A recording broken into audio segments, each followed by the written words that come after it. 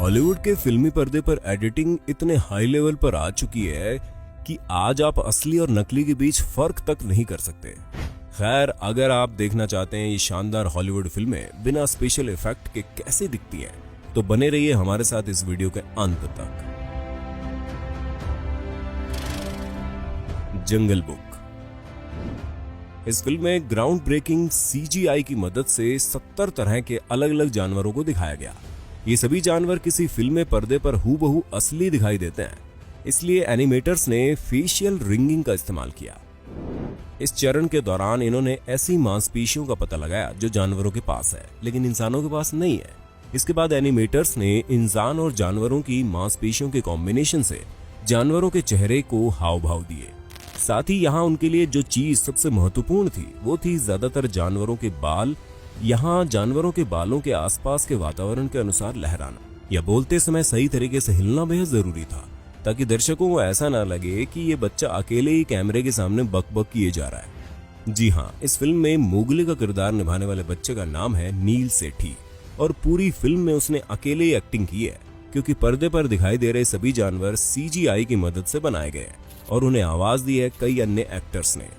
वैसे देखा जाए तो नील सेठी को इस फिल्म की शूटिंग के दौरान कुछ एक्टर्स की कंपनी तो मिली थी जिन्होंने ब्लू सूट्स पहने हुए थे और कुछ क्रू मेंबर ने हाथों में जानवरों की कठपुतलियां पकड़ी हुई थी, लेकिन वहां उनका काम सिर्फ इतना था कि नील सेठी बोलते समय उसी डायरेक्शन में देखे जहां बाद में CGI ने तैयार किए गए जानवरों को रखा है।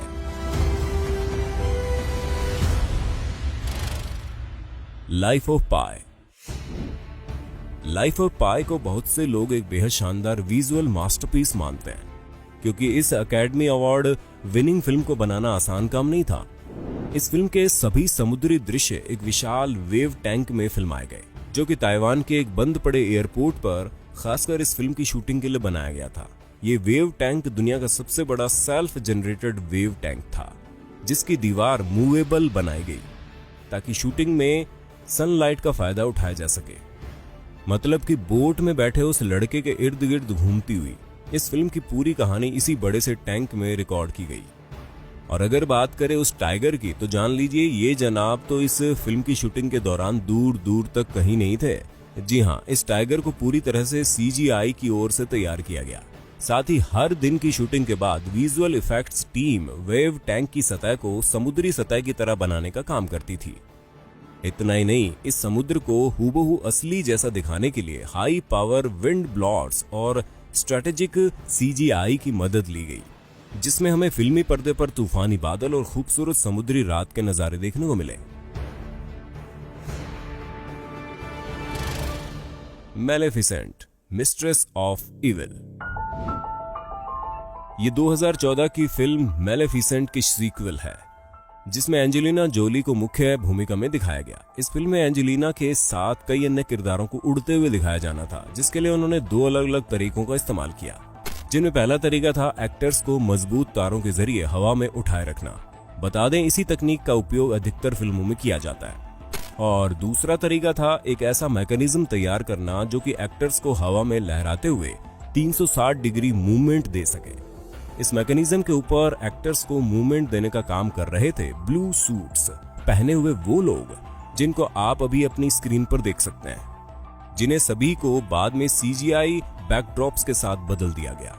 यहाँ ये मैकेनिज्म इस तरह से बनाया गया कि इसके आगे पीछे करते समय या 360 डिग्री पर घुमाते समय एक्टर्स पूरी तरह से सुरक्षित रहे। इसके साथ ही मेलेफिसेंट के पंखों को CGI से बनाया गया और इसीलिए एंजेलिना जोली को सेट पर शूटिंग के दौरान अपनी पीठ पर कुछ ऐसी चीजें लगाई रखनी पड़ी जहां बाद में पंख लगाए गए। यहाँ विजुअल इफेक्ट टीम को न सिर्फ असली जैसे पंख लगाने थे, बल्कि उन्हें इस बात का भी ख्याल रखना था कि ये पंख कलाकार के शरीर की गतिविधियों के साथ तालमेल भी खा ले।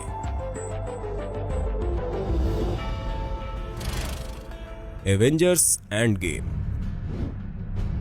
2008 में रिलीज हुई फिल्म आयरन मैन से लेकर अब तक एवेंजर्स सीरीज से जुड़ी 23 फिल्में रिलीज हो चुकी है और इन सभी फिल्मों ने बॉक्स ऑफिस पर धमाल मचा दिया है।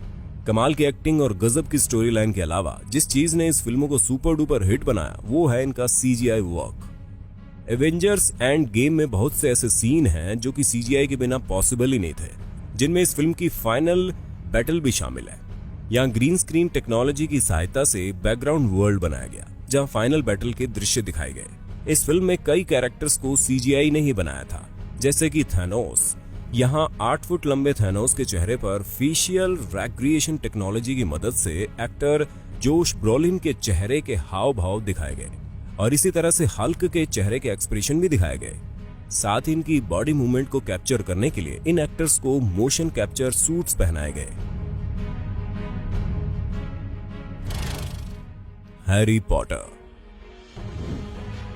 अगर आप हैरी पॉटर सीरीज के फैन हैं तो आपको क्विडिच नामक वो अजीब खेल प्रतियोगिता तो बेशक याद होगी, जिसमें ब्रूमस्टिक्स पर बैठे हैरी पॉटर व अन्य प्रतियोगी हवा में उड़ते हुए गोल करने की कोशिश करते हैं। इस प्रतियोगिता के अलावा भी हैरी पॉटर को कई सीन्स में ब्रूमस्टिक्स पर बैठकर उड़ान भरते हुए दिखाया गया। बता दे, उड़ने वाले ये सभी ब्रूमस्टिक्स असली थी, यानी कि एक्टर्स सचमुच ब्रूमस्टिक्स पर बैठे थे। लेकिन असल में यहाँ ब्रूमस्टिक्स पर बैठे एक्टर्स उड़ने की बजाय एक ही जगह पर ठहरे हुए थे। दरअसल इन दृश्यों को फिल्माने के लिए वीएफएक्स टीम ने ब्रूमस्टिक्स लगे रोटेटिंग प्लेटफॉर्म बनाए, जिनके ऊपर एक्टर्स को बैठाया गया। इनके पीछे ग्रीन स्क्रीन बैकग्राउंड था और इस बैकग्राउंड को बाद में हटाकर डिजिटल बैकग्राउंड के साथ रिप्लेस कर दिया गया। मतलब कि ब्रूमस्टिक्स वाले ये सभी शानदार दृश्य रियल फोटोग्राफी और सीजीआई का शानदार कॉम्बिनेशन था। दोस्तों, वीडियो अच्छा लगा तो लाइक जरूर करें, अपने दोस्तों के साथ शेयर करें और अगर आप हमारे चैनल री रिसर्च पर नए हैं तो अभी सब्सक्राइब कर लीजिए।